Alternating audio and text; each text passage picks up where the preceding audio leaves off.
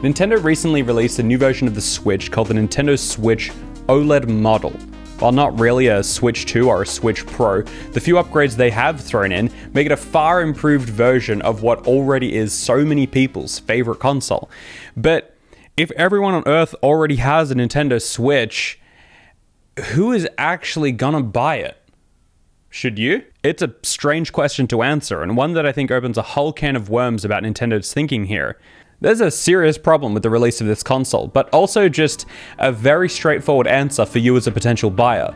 To understand what's going on with this strange product revision, we gotta know what they revised. Relatively little has changed in terms of the overall design of the Switch OLED. The Joy-Cons are the exact same. My OLED Switch buttons feel and sound a little clickier, though that is almost certainly due to the fact that these are brand new and my old Joy-Con are very much not. The buttons on top of the device are slightly different, though not particularly in any meaningful way, but if you're wondering, the power button is slightly more recessed, though I've never had any issues with accidental presses on the old Switch. The volume buttons are slightly slimmer. They're also almost flat with the body. If anything, this just makes them harder to find while not looking. The old Switch allowed you to kind of find where you were without looking at them, though I don't think this is really that big of an issue. The fan grills are smaller. I don't think that's important, but it's a change. What was noticeable though is that the fans are more audible on the new Switch OLED. They seem to kick in a little more than the original, though it's seriously not a problem. It's still very quiet. That's the boring stuff that doesn't really matter though. What's far more important is stuff like the new stand. If you ever used the original Switch, I don't need to tell you what was so wrong with it, because it practically everything. It's just ever so slightly more useful than not having one at all. The new stand is amazing. Beautiful. The hinge is fantastic, nice and stiff, spans the whole device. It can prop up at any level all the way to a bit less than flat, and it will just stay there. It's made of metal and it clips back in with a nice sturdy click. There's even a couple of new tiny little rubber feet to help it stand up in any position you'd want it to. You know, like they've actually put some thought into it and expect someone to actually use it. Having an actual usable stand means the Switch can better embrace its switchiness. Being able to be comfortably used in more scenarios just makes it more Switch than the old Switch. But no one's running out to buy the new Switch for the stand. They're obviously buying it for the new dock. And it's cool. I mean, I don't know how many of you are showing off your Switch docks, but if you are, the white one, man, it's cool. I don't know why. It's just so much nicer than the old one, or even the new black one. It's designed to give the Switch a tiny bit more room to move around so it doesn't scratch the screen, and it's also got a wired LAN port for wired internet for all you competitive Smash players out there. And probably no one else. No, I'm kidding. It's relatively useful, and I guess for the people that need it, it's nice to have it. All right, but obviously the important upgrade here is the screen, the OLED screen. The whole point of Nintendo refreshing the Switch is clearly to upgrade the screen. The other stuff was thrown in because why not? The screen is now a 7-inch OLED panel compared to the old Switch's 6.2 LCD. It's still a 720p 60Hz screen, and while some people might be mad about that, I think it makes perfect sense when you factor in performance and particularly battery life on a portable console. For those uninitiated to the world of OLED, what it means for you is that while resolution impacts the detail of the image and refresh rate impacts the motion, OLED, when compared to LCD alternatives, offers drastically improved vibrancy, contrast, and brightness. It's something that's hard to convey in video, but the colors pop, the screen is brighter, and the blacks are very black. In fact, they're completely black.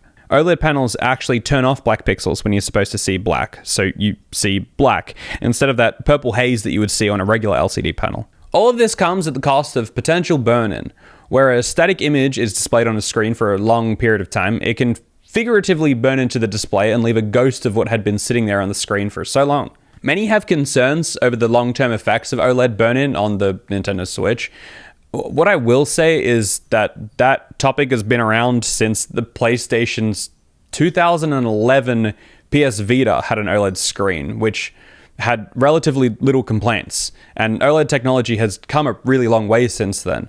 OLED TVs have been fairly common in people's living rooms for quite a while now too, and they're far more likely to leave on for the hours required for burn-in to become an issue. And it's still relatively unlikely to happen, especially when compared to the lifespan of a console's relevancy. For what it's worth, I'm simply not concerned about burn-in on my OLED Switch. What I am concerned about is whether the screen actually looks better.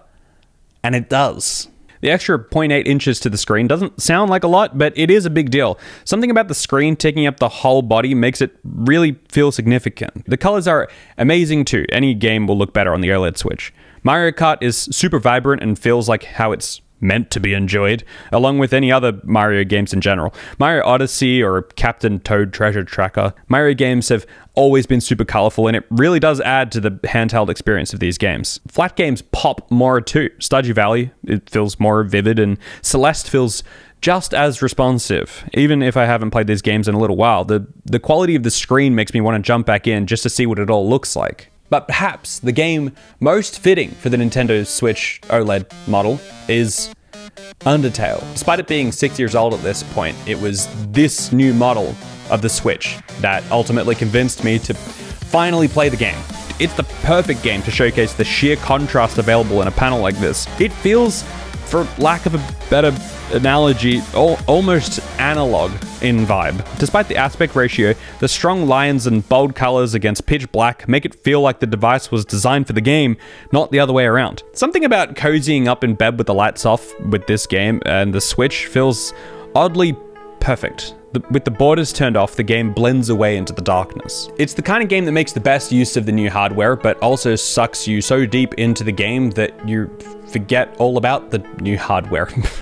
But I think that's a good thing. While I feel like the tech savvy out there don't need any introduction to the benefits and drawbacks of an OLED panel, I still feel it necessary to explain them because a lot of people, particularly a lot of people in Nintendo's demographic, would have no clue. Which raises an important question. Do people even care? The star of the show of the refreshed Nintendo Switch is the OLED screen, setting aside the population of people who only play in docked mode where there is no difference between the old and new models. There's not an insignificant number of people who don't even know what OLED means. In order to hit that demographic, Nintendo would be relying on people to go out, look it up themselves, or watch videos just like this one. It's even in the name, the Nintendo Switch in brackets OLED model. It has the vibe of a 5G version of a smartphone. People who don't know what it is assume they probably don't need it because their current version is working fine anyway. But even then, it can be assumed that a 5G phone is somehow better than a 4G phone. Here, people are expected to have some sort of pre-existing understanding that the OLED model is somehow better than the regular model. It's understandable why Nintendo wouldn't want to call it a Pro model, it containing no processing power upgrades over the pre-existing Switch, though from a sales perspective, I can't help but feel maybe they should have called it something like the Nintendo Switch Max. That might have worked better for them. I frankly don't think Nintendo is the type of company to even need to release a Pro console, due to their main drawcard being their IP and their pick up and go, anyone can play mentality. Nintendo has always been gameplay focused, not specs driven. All but a supposed vocal minority couldn't care less if Mario Odyssey is only being powered by an NVIDIA Tegra X1.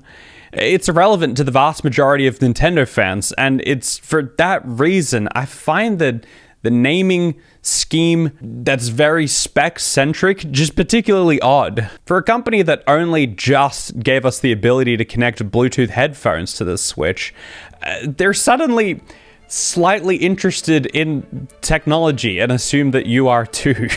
A clear takeaway from this, and probably any other review on YouTube, is that if you don't have a Switch and you plan on buying either the regular Switch or this one, the OLED is definitely the one you should buy. Though I think Nintendo is understating that with their naming scheme and perhaps even confusing buyers into going for the model that's $50 cheaper. Because this is $50 more expensive, the OLED model. It's absolutely worth $50 over the regular Switch, definitely.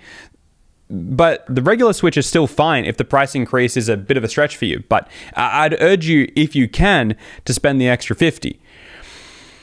But it's not $50. It's $350. Because Nintendo has already sold 90 million units. And the chances are that you already have a Nintendo Switch. So you're probably not tossing up whether you should spend $50 different on this model or the other model. You're tossing up whether to spend $350 on a new Switch when you already have one. And I'm not going to beat around the bush and tell you whether you should or shouldn't spend the $350.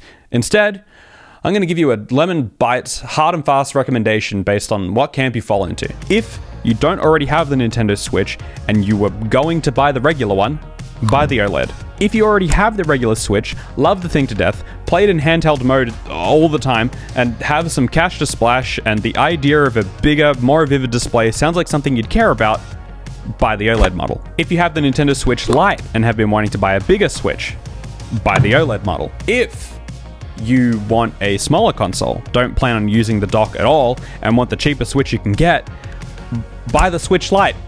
Great news, it already exists. That's exactly what you want. If you already have the regular Switch, play it a small to reasonable amount, a lot of the time in docked mode. It's probably not worth upgrading unless that kind of money doesn't sting at all and you just sort of kind of want the cool new thing. It's worth noting though, my recommendation to buy the OLED model Switch comes with the big ol' asterisk that you can afford it. If you're the type who wants the regular Switch but is considering the Switch Lite purely for the cost savings, then the OLED Switch just isn't worth it for you. Because what you want is to play Switch games, and all of the Switches will do that perfectly well. You'll have a great time with whichever Switch you can afford. Keep in mind, the games cost money too. Obviously, everyone has their own situation, and I'm sort of joking when I say that it's a hard and fast rule, but hopefully it helps point you in some sort of direction if you really didn't have any idea, which a lot of people wouldn't. On Twitter, I asked my followers what their thoughts were on the new OLED model, and around 40% of you didn't even know it existed, and only around like 15% or something had bought it already or were even considering it. Now, it's not a scientific test, and I suppose it doesn't specify how many people don't even have an interest in owning a Switch in the first place, but it's certainly interesting to see the level of not hype around a new Nintendo console, which I guess Nintendo is no stranger to. You just would have thought that Nintendo would have learnt a thing or two by now, and I mean, it's the Switch. I don't have the numbers, but I'd guess there were a lot more people who knew and even cared about the Switch Lite when that came out compared to the people who heard about the OLED model. Maybe that was intentional, Nintendo knowing it won't necessarily help introduce new people to the market the same way the Switch Lite did. I guess the real question here is, why put it out at all?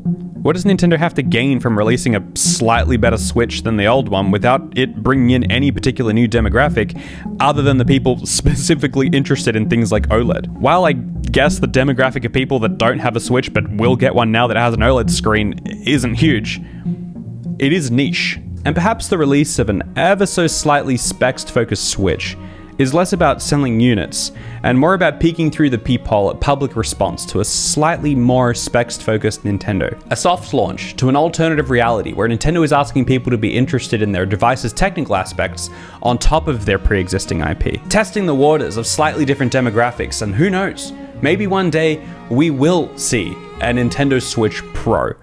Except it'd be called something like a Nintendo Switch AMD Zen 2 or model or something. In the grand scheme of things, it's hard to imagine that the Switch OLED isn't just a blip, a weird little side project by Nintendo to test something out, and maybe some people got along the way because why not? But despite that, it's still the best Nintendo Switch you can buy, and it's resparked my appreciation for the console. It's given me a reason to look for new games or revisit my old ones. The larger screen makes it feel more modern and up to date with current designs. The kickstand is an actual kickstand, and the OLED screen is plenty bright and vivid, and just like it being bigger, it breathes life into so many games. It's definitely become my go-to handheld console. That is, until I get my hands on a Valve Steam Deck. Anyway, thanks for making it all the way to the end. I appreciate you for that.